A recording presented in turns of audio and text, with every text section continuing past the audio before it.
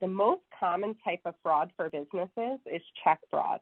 So a statistic from 2022 is that 63% of our businesses experience, and not just our businesses at PNC, just the businesses in general, experience check fraud. Identity theft and identity fraud are terms used to refer to all types of crime in which someone wrongfully obtains and uses another person's personal data in some type of way. So when it comes to identity fraud, we're really talking about the monetary component. So when it comes to identity theft, it can be really anything.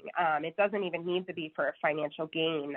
There's an endless amount of reasons that someone will use your personal information if it's accessed, such as medical gains or getting access to your medical records. You should be monitoring your accounts, right? So if you don't have online or mobile banking, if you have credit cards, having that account up, having alerts on those accounts. So transactions is going to be your first alert, right? With debit card fraud, Cash Apps, PayPals, withdrawals on your accounts, even deposits, I will tell you sometimes can be used to gain trust and gain access to an account. So this includes all of your data when it comes to biometric data, financial data, medical data, is what can be used to steal your identity.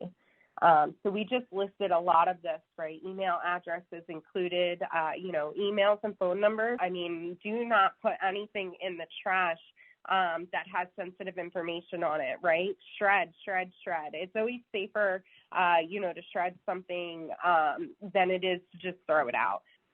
The next one is shoulder surfing. So what that means is when you're at the ATM or even, at the grocery store and you're putting your PIN number in, you want to make sure that there's no one watching. So we have phishing scams, which is usually through your email or through your phone. They're sending you information to trigger you to give them the information. You have the telephone scams, elder fraud scams. You have family trouble scams, sweepstakes scams, romance scams. The list goes on. Actual cases of identity theft. You have child identity theft, medical identity theft, and tax identity theft, the red flags of identity theft.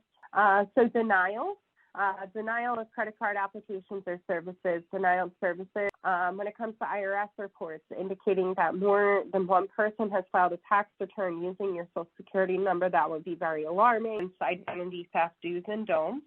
Practice online safety, secure important documents, be aware of your surroundings, financial statements, and monitoring your accounts, credit reports, and credit score.